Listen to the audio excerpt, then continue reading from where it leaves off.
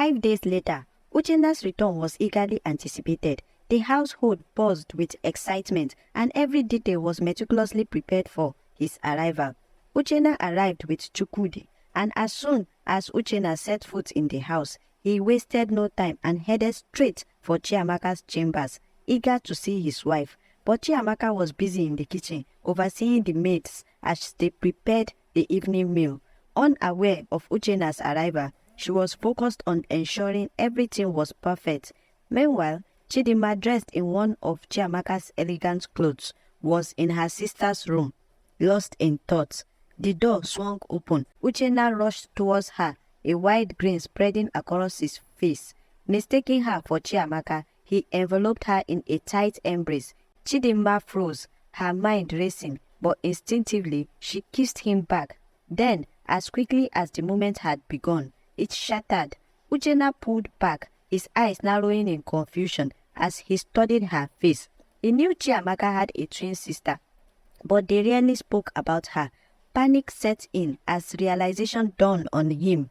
"Who are you?" he roared, his voice echoing off the walls. "Why are you wearing my wife's clothes? And what are you doing in her room?" Before Chidinma could answer, he grabbed her by the shoulders, shaking her violently. "Answer me!" he demanded, his anger boiling over. Chidinma's tears streaming down her face tried to explain, but her words were a jumble of apologies and pleas for mercy. Uchenna, blinded by rage and betrayal, shoved her against the wall, his fist clenching as he raised his hands to strike her again. At that moment, Chiamaka, alerted by the commotion, rushed out. She froze, her heart skipping a beat as she saw her husband towering over her sister, his face twisted in fury. Uchenna spun around, his eyes wild with anger. "Who is this impostor?" he shouted, his voice trembling with outrage. "Can you believe she was trying to seduce me in your room?" Chiamaka's mind raced as she glanced at Chidinma, her sister's tear-streaked face filled with fear. "Chiamaka," Chidinma tried to speak, her voice trembling. I... "Shut up, you deceitful woman," Uchenna shouted, cutting her off. He turned to his wife, Chiamaka, his face twisted with anger and confusion. "Who is this woman, and why does she look exactly like you?" Tears streamed down Chidinma's face as she silently begged for help. She was shaking with fear. Chukwudi watched the scene unfold. The fact that Chiamaka had a twin sister was a shock to him.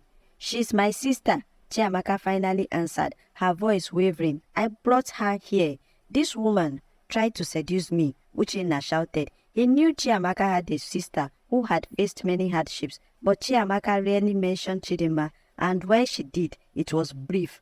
Uchenna never pressed for details because all that mattered to him was Chiamaka and not her sister. The servants gathered around them started murmuring, shocked by what they were witnessing. Chiamaka stepped closer to Chidinma, pretending to be heartbroken. "Chidinma," she said, her voice cold, "is this true? Why would you do something like this to me after everything I have done for you?" Chidinma's heart sank, her body frozen in fear, but she could not respond.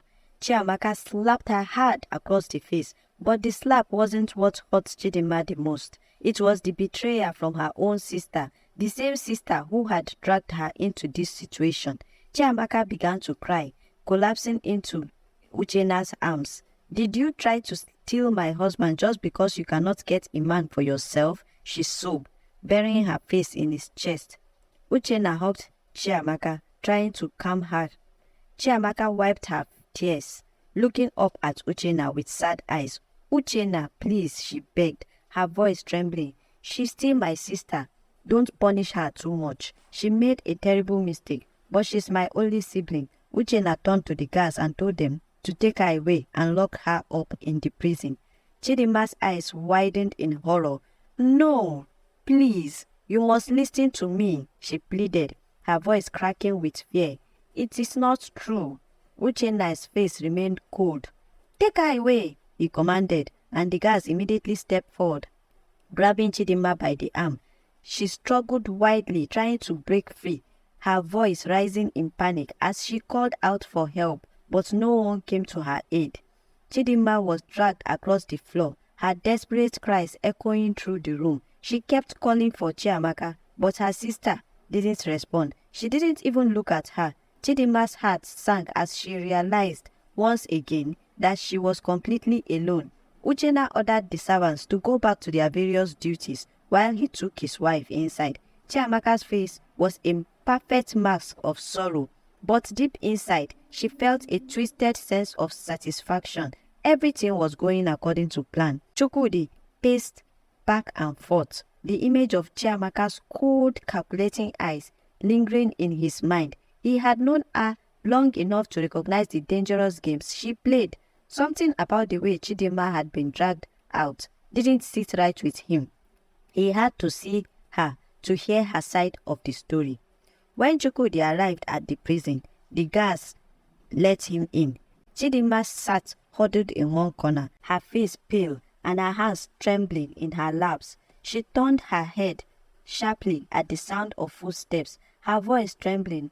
"Who is there? Chiamaka, is that you? Have you come for me?" It was only then that Chukwudi realized the truth.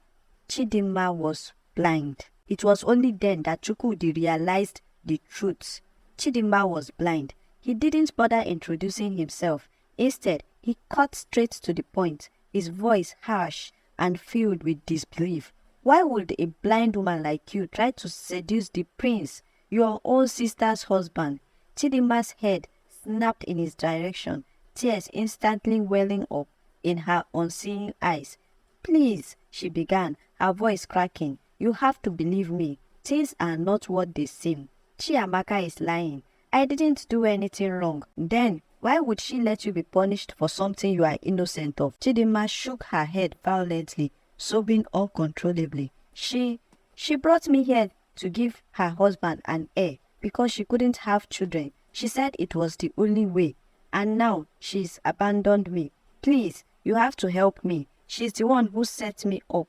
I swear on my life. Her words hit Chukwudi hard, his mind spinning as the pieces began to fall into place. Could this really be true? Chiamaka, desperate for a child, would go to any length, even if it meant sacrificing her own sister. Chidinma's voice grew desperate as she reached out into the dark, pleading, "Please, I am innocent. Don't let them punish me for something I didn't do." Chukwudi stood there frozen, every instinct telling him that Chidinma was speaking the truth, but his face remained emotionless. Without saying a word, he turned on his heels and walked away. "Please, don't leave me here. Help me." Chidinma's voice followed him, filled with raw desperation, but Chukwudi didn't stop. He couldn't let his emotions get the best of him. Not yet. He needed to know more. Chiamaka's tears flowed freely as she sat beside her husband, Prince Uchenna, her head resting on his shoulder. He stroked her hair gently, trying to calm her down. "My love, it's over. You don't need to cry anymore," he whispered, kissing her forehead. But Chiamaka wasn't done. "My heart cannot rest until she's gone," she sobbed, clinging to his arm. "After everything I have done for her, I don't want to leave, knowing she's out there, plotting against me, against us. Please, my prince, end this. I beg you, have her put to death." Uchenna froze, his brow furrowing in disbelief. "You want her dead?" He pulled back slightly, looking into Chiamaka's face. "She's your sister, Chiamaka."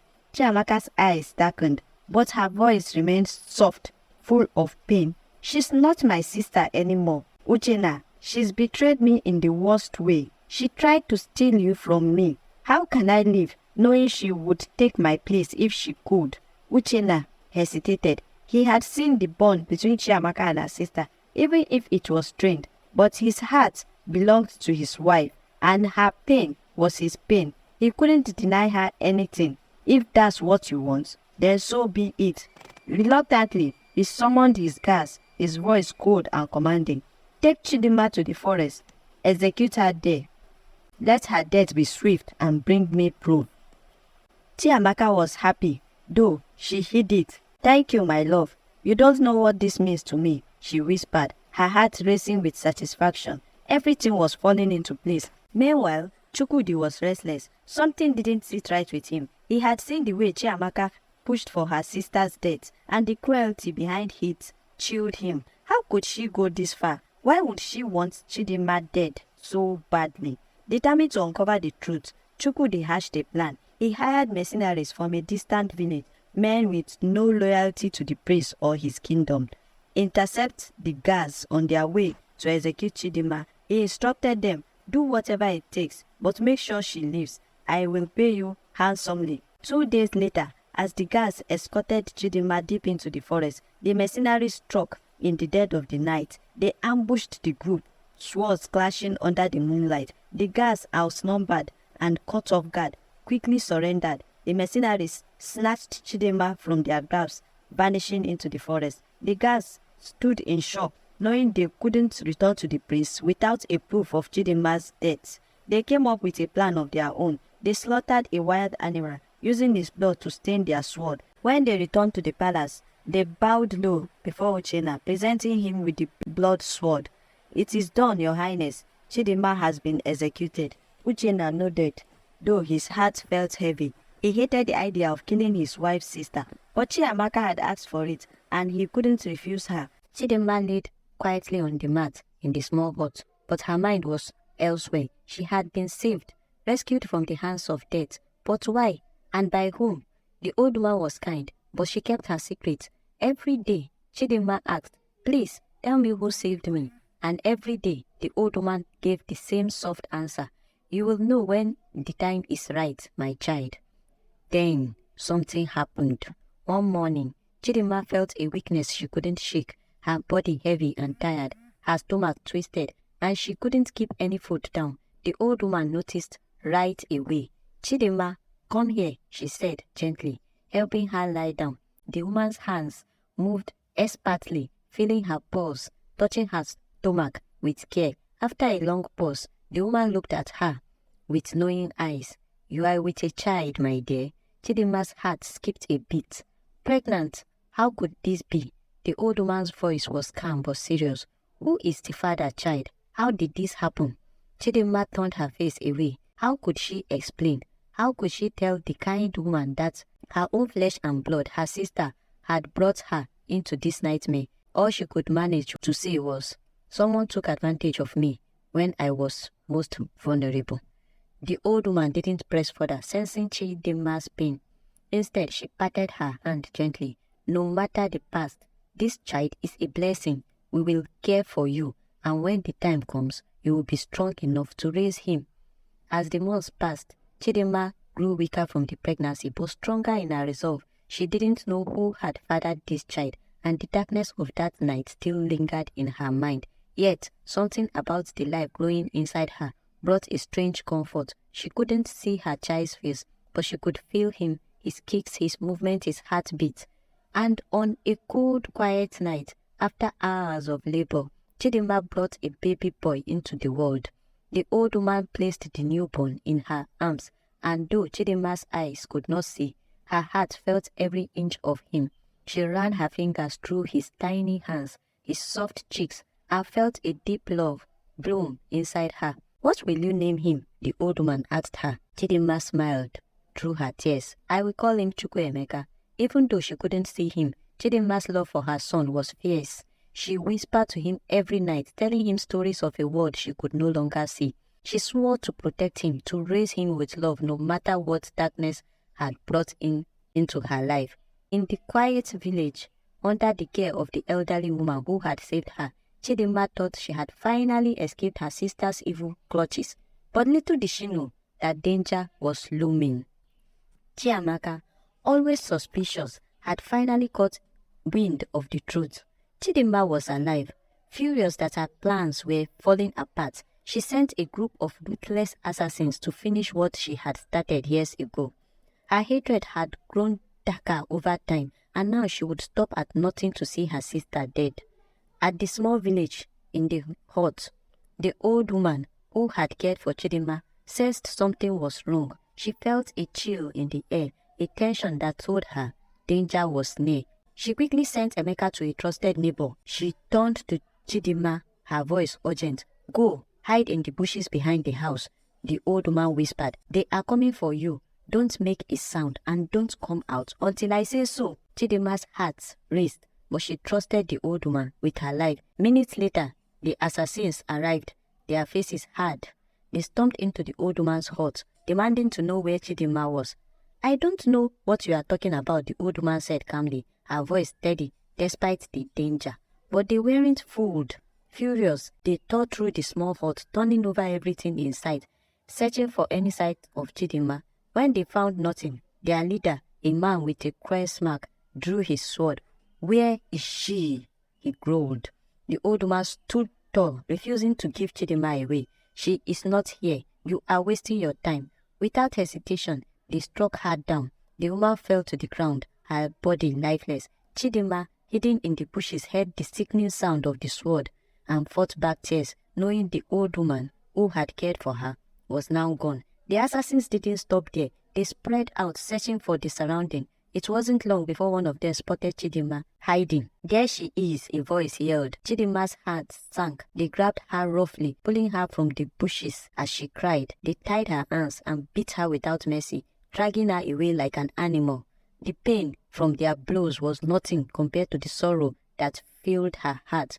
As they walked through the forest, one of the men shoved her hard and she stumbled, falling on the ground. Her head hit a rock with a sickening thud, and the world went black. Chidinma opened her eyes when she felt cold water being sprinkled on her face. Her head ached and she could feel the bruises from the beating. But as she blinked her eyes open, something was different. She could see. For the first time in years, her sight had returned. The faces of her captors, twisted with cruelty, came into focus. But Chidinma knew she had to be smart.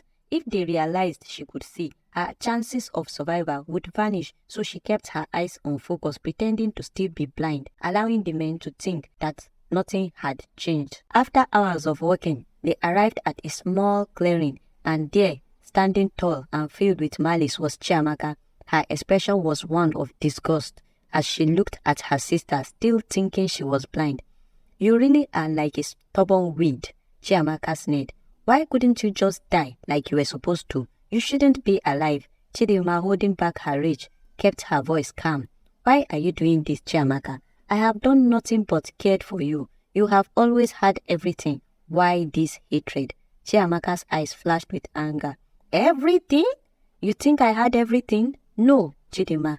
The prophecy said one of us would be the light and the other the darkness. But our parents, fools that they were, chose me. They believed I was the chosen one, the one to bring peace to the land. But it was supposed to be you." Chidinma's heart pounded. She had always known about the prophecy, but she never understood why Chiamaka had hated her so deeply. "I never wanted to take anything from you. You were my sister, my family." Chiamaka cut her off with a bitter laugh. "Sister, family, I never wanted your pity. I have spent my whole life trying to secure what was mine, and you were always in the way. Even when we were children, I knew you were the threat." Chidinma's mind raced as memories floated back. "What are you talking about? Remember when I fell from the tree that day?" Chiamaka's voice was cold. "You thought you saved me? But I planned that, Chidinma. I wanted to see if you would die trying to save me. But instead, you were just blind. And I thought maybe that was enough, that I could finally take your place. But here you are, still alive, still on my way." Chidinma's breath caught in her throat. All those years, she had believed the accident had been just that, an accident, but Chiamaka had wanted her dead even then. "You are a danger to my plans," Chiamaka hissed. "I have spent years working to destroy this land, and I won't let you stop me. Not now. You should have died long time ago, and this time I will make sure you do." Chidinma felt a wave of fear, but also something stronger, determination. She had to survive, and she wasn't going to let her sister win. She had to protect herself, her son, and the people who still believed in her. But as she stood there, pretending to be blind, she knew the real battle had just begun. And this time, she wasn't going to let Chiamaka's darkness consume her or the land. As Chiamaka stood there before her sister, she could feel the weight of the years of betrayal pressing down on her. "You really thought it was Chukwudi that night, didn't you?" Chiamaka sneered. "But no, it was Uchenna, my husband. I orchestrated the whole thing. I wanted you dead, Chidinma, but you just wouldn't die. You should have saved me all this stress. Chidinma's heart raced. What are you saying?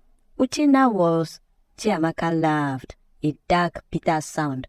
Yes, Uchenna came to you that night, but it wasn't by accident. I planned everything. I knew he would find out by morning that it wasn't me on his bed. My plan was for him to kill you when he saw the truth.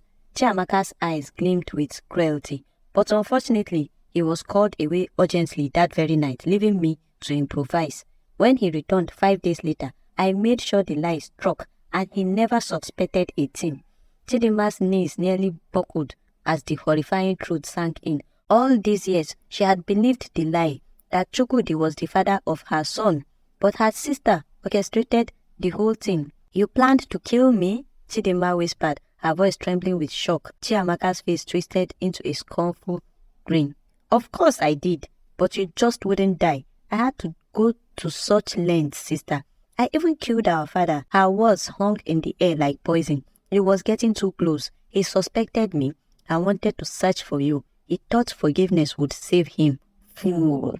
Tears filled Chidinma's eyes as she thought of their father. But Chiamaka wasn't finished. And now, Chiamaka said, pulling a knife from her robe, I will finally finish what I started.